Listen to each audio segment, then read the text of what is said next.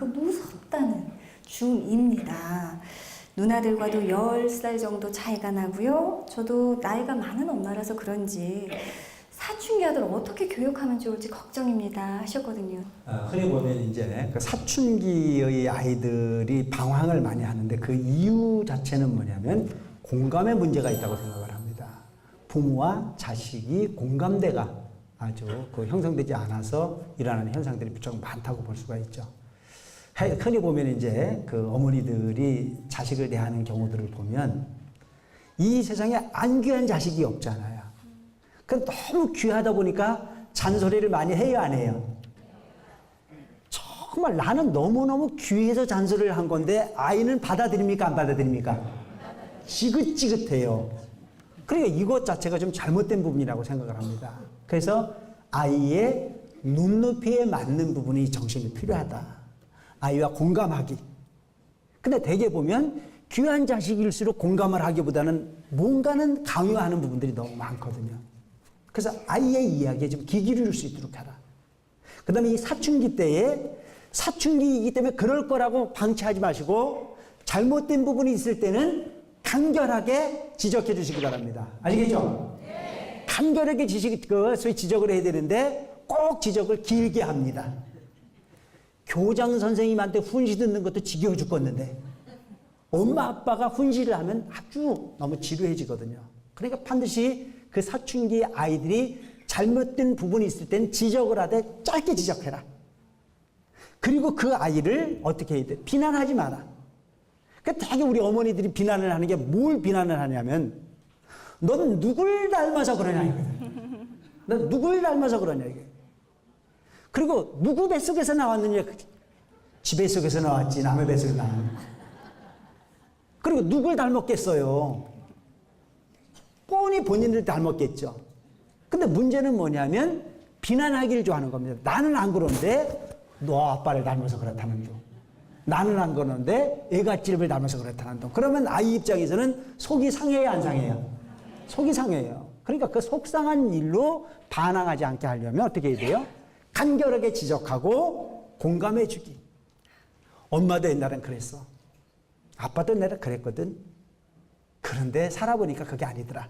라고 하는 걸로 간결하게 지적해주고 공감해주라 이거죠. 그리고 그 자녀분들을 사춘기 정도만 되면 아이들이 어머니를 떠나려고 해요.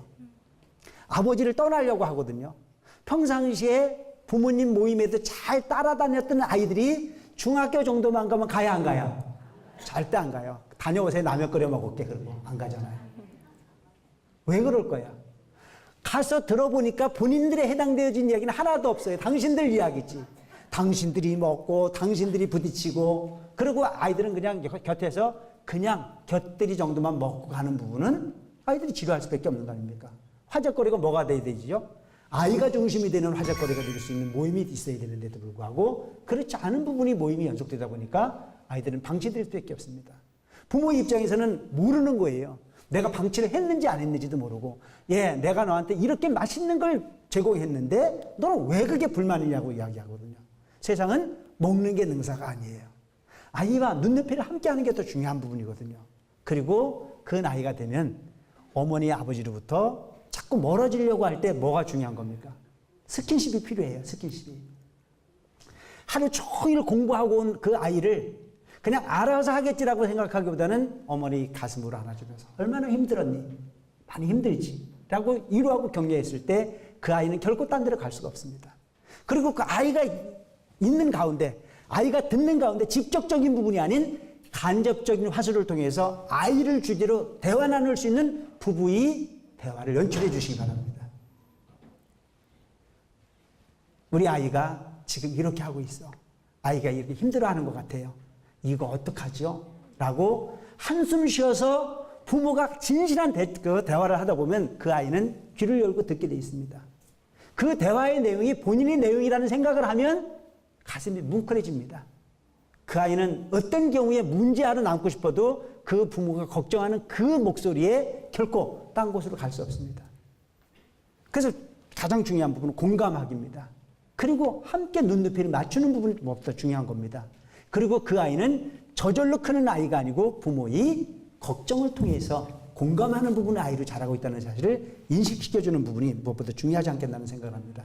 그 다음에 설명할 수 있는 부모가 되시기 바랍니다. 그건 넌 몰라도 돼 라고 하는 것보다는 사실은 이것은 이만저만해 라고 타협할 수 있고 서로 대화할 수 있는 분위기가 된다면 그 아이는 그 아이로서 그 가문의 존재감을 인식하기 시작을 할 겁니다. 그 다음에 무엇보다 중요한 부분은 관심과 사랑입니다. 그리고 어떤 경우가 있다고 하더라도 비난하는 언어는 하지 마시기 바랍니다. 우리 과거에 우리 부모님들이 보면 이 언어를 구사하는 데 있어가지고 따뜻한 언어이기보다는 마구잡이 언어를 구사했던 경우가 무척 많습니다. 그렇게 하지 마시고 아이도 인격이다. 그리고 그 아이도 반드시 우리 가문의 한 일원이라고 하는 부분을 인정해 줄 수 있는 부분이었을 때 보다 깊이 있는 책임감을 통해서 보다 성숙한 아이로 사춘기를 잘 극복할 수 있지 않겠나 그런 생각을 합니다. BTN